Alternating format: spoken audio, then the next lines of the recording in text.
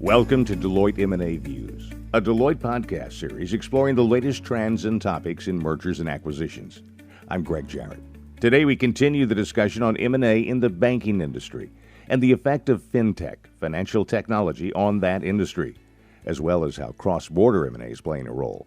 We're joined by two members of the Deloitte Banking M&A leadership team, Paul Laguerre, principal with Deloitte Consulting LLP, and Jay Langen, partner with Deloitte & Touche LLP.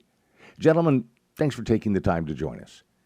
Paul, we've come through three administrations, three presidents since we went through the financial crisis, which resulted in a massive amount of regulation going into effect in order to be able to try and keep that sort of thing from ever happening again.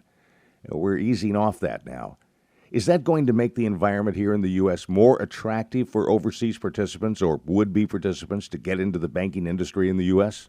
Greg, that's a great question, and it's been interesting to watch over the last decade or so.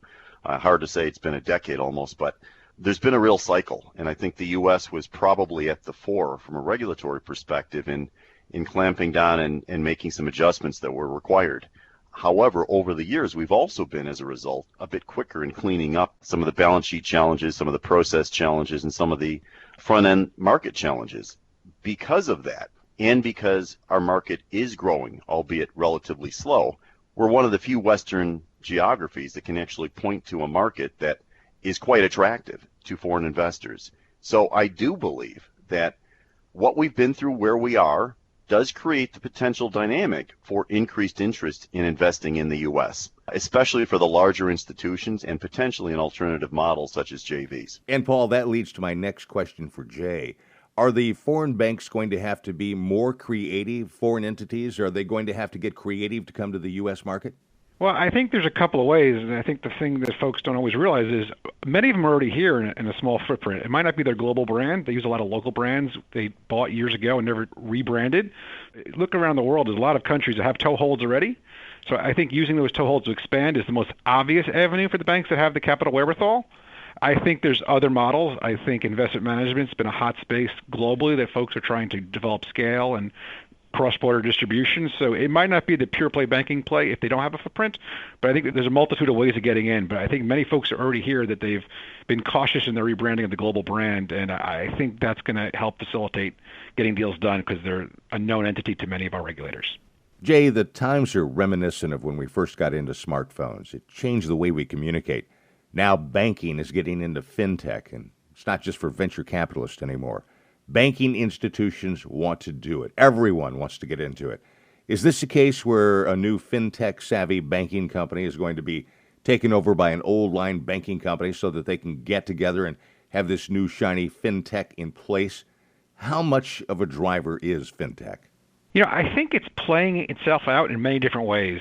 I think if you look back 2 years, our initial impulse was just intermediate the banks, take over, and we're seeing them play more in the sandbox than initially expected. I think there's a lot more strategic alliances, JVs, using the banks as either a warehousing line or using the banks to buy their products. So I think the ecosystem is evolving probably more teaming than we'd initially anticipated, which seems to be working quite well in the market today. At longer term, it's to be determined. And I also think that the role of FinTech in banking is changing quite a bit. I think originally it was very focused on loan origination, front end, mobile wallet. We're seeing a lot more activity on the back end as banks seek to cut costs, whether it's AML, know your customer requirements. There's so many requirements today in the banking institutions that are cost heavy that I think there's a lot of interesting FinTech solutions that are coming out there. They're trying to resolve some of that. So I think we're seeing a lot more focus on both sides of the income statement today on the value of FinTech. And Paul, for you, just how deeply embedded is FinTech in today's banking industry? I think we're in inning one, and that's probably being generous. For the most part, I see kind of two very distinct tracks. I see the FinTech track, the larger companies, primarily in the payment space, as I think Jay noted, that have become large, truly large, and global leaders in certain instances.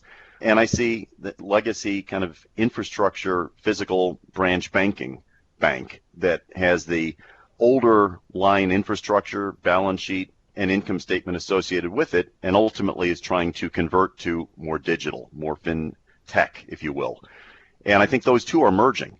The question is, do they merge before they become really competitive across a wide spectrum of processes, products, services, or do they become competitive first.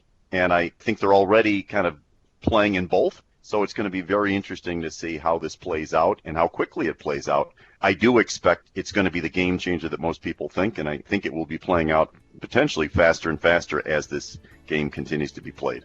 I'm Greg Jarrett, and thanks for listening to Deloitte M&A Views, sponsored by Deloitte's M&A Institute.